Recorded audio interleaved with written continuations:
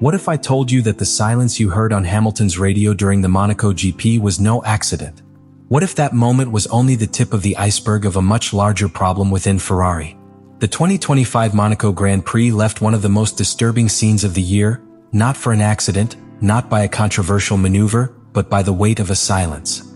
A moment that went almost unnoticed for those who were not attentive, but that, for those who know the in-depth Formula One, was a real psychological and strategic earthquake. In the last bars of the race, Lewis Hamilton, now dressed in red Ferrari, released on the radio a question that no champion should have to do. Are you upset with me?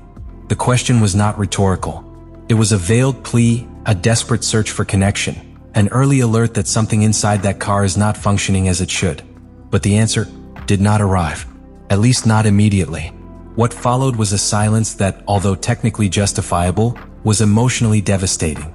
That silence was what generated more speculation than any box's strategy. And the most disturbing thing is that it was not the lack of words that hurt, but what that communicational vacuum represented. A symptom of something deeper. Fred Vasseur, director of the Ferrari team, went out immediately.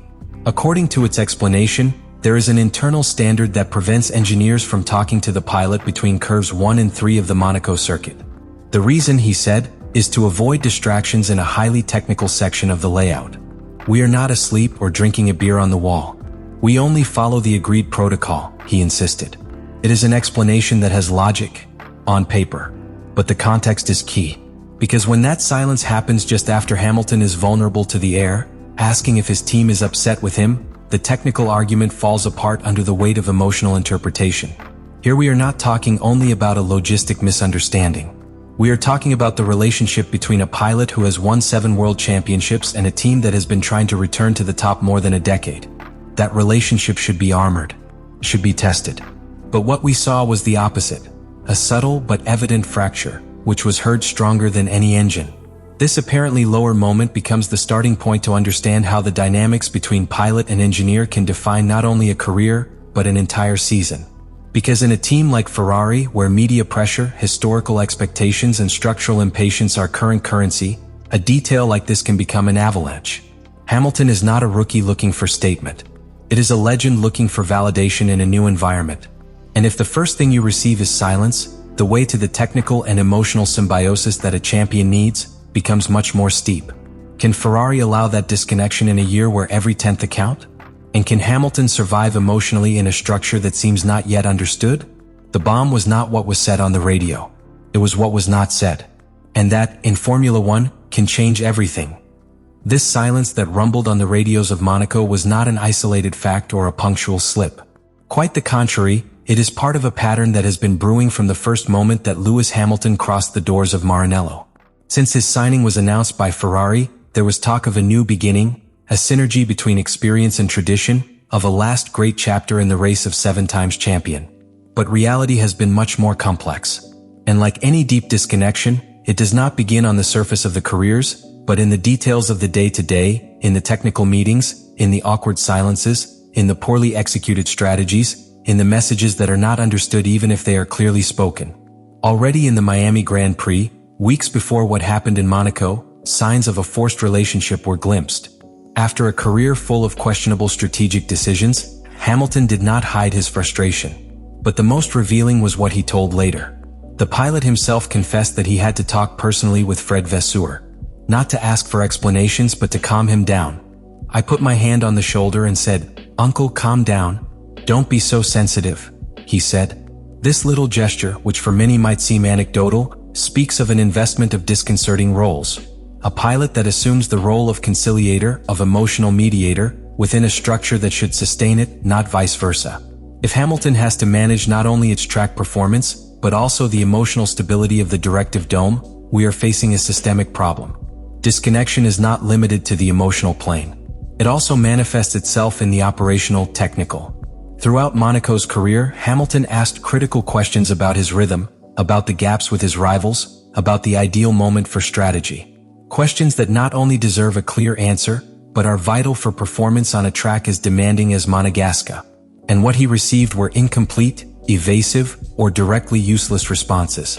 That lack of precision in communication between pilot and career engineer Riccardo Adami brutally contrasts with what Hamilton lived for years in Mercedes. There, the synchrony was surgical. Each message was millimeter. Each silence had a purpose. In Ferrari, for now, it seems that the pilot and his engineer do not even share the same technical language. But the most serious is what this pattern begins to generate in Hamilton's psychology. Because a pilot does not compete only with his talent. He also does it with the confidence he deposits in his team. When that trust begins to erode, when the pilot begins to doubt what is told, or worse, if it will be heard, all its performance is compromised. And you don't have to be an expert to notice that Hamilton is not comfortable. His body language in the briefings, his statements in the media, his way of handling the tensions on the track, everything indicates that the integration with Ferrari is costing more than expected. And that is not only a problem for him. It is an alert signal for the entire team. Because this is not one more pilot. He is a multiple world champion who arrives in Maranello with a history of excellence and demand. If Ferrari fails to adapt to him, if he does not quickly learn how to communicate with one of the most complex and demanding competitors in recent history, he will be wasting not only a pilot, but an unrepeatable opportunity. This disconnection pattern is not solved with technical or press releases. It is solved with self-criticism, with restructuring, and with a deep understanding of what it means working with someone like Hamilton. Because if this pattern does not break now, it will soon be too late. So we reach the crucial point. Is this relationship between Hamilton and Ferrari sustainable in time? Or are we witnessing the slow wear of a project that, from the first day, generated more expectation than perhaps could handle? The Monaco Grand Prix was not the trigger, it was the most obvious symptom of a chronic disease that threatens to spread. Because when two entities as powerful as Ferrari and Lewis Hamilton come together, the expectation is not simply to compete, it is to win. And not do it quickly but immediately. Anything less than that is perceived as failure. The relationship between a pilot and his team in Formula One is not a contract, it is a marriage. A link that demands absolute trust, emotional and technical synchrony, and above all, a shared vision of the future. But what we are seeing so far is the opposite. Non-aligned objectives, broken communication, and a disconnection that transcends the strategic to touch the personal. Hamilton did not get to Ferrari to teach them how a championship is won. He arrived with the promise of being part of a machinery prepared to fight from the first minute. On the other hand, what he has found is a structure that he is still learning to live with his presence, as if his arrival had destabilized more than he has reinforced. The most delicate thing about this situation is that it cannot only be resolved with time, because Formula One does not give time. Each race is a lost opportunity if there are no results. Each bad communication is a compromised return. And every point that is not added is a step further from the championship. Ferrari, for more history you have, cannot afford a transition season with a pilot like Hamilton in its ranks. Neither is at that stage of his career, nor can the team justify another year of evidence and errors. In addition, the pressure does not come only from within. The media, fans, and even the rivals are observing every gesture, every decision, every silence like Monaco. Ferrari's image as top equipment is also built in these small details. And if the message they transmit is that they do not know how to work with a proven champion, the reputational damage will be deep. Worse, it will be lasting. For Hamilton, the challenge is no longer just adapting to the car.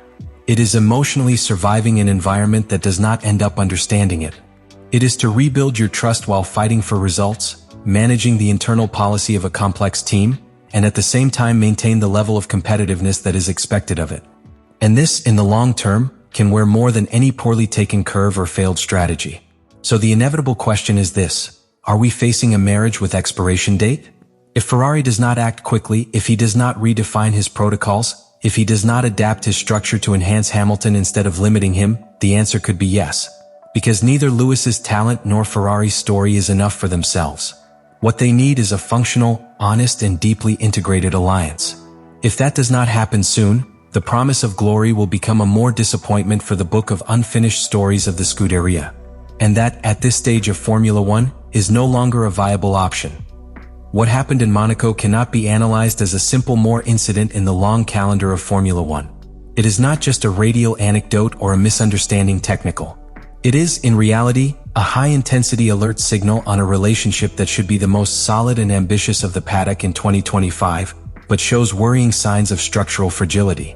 Lewis Hamilton and Ferrari are not simply a pilot and a team. They are symbols.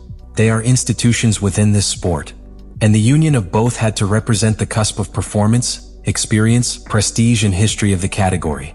However, what we are seeing is a union that has not yet been understood or mutually respected at the operational, emotional, or strategic level. The words not said, ambiguous responses, and coldness at critical moments not only reflect procedural errors. They reflect a mismatch in the work culture, a lack of tune that cannot be allowed when the goal is the world championship. Because in the current Formula One, where the differences are measured in thousands, it is not enough to have the car faster, nor the pilot with more titles. It is essential to have an environment that works as a cohesive ecosystem, in which trust flows without obstacles and where each decision is made from clarity, not from confusion or doubt. If something has been clear after these first races is that the 2025 season will not be a simple transition. Each team has already revealed their cards. McLaren has demonstrated consistency. Red Bull is still a fierce rival. Mercedes resurfaces with ambition.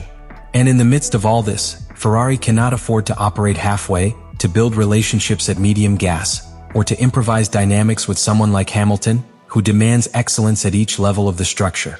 This story is not yet written completely. What happens in the next races will determine whether the Monaco episode was a attention call that led to an internal transformation, or the first chapter of a disappointment chronicle. The potential is there. History, talent, resources, everything is on the table.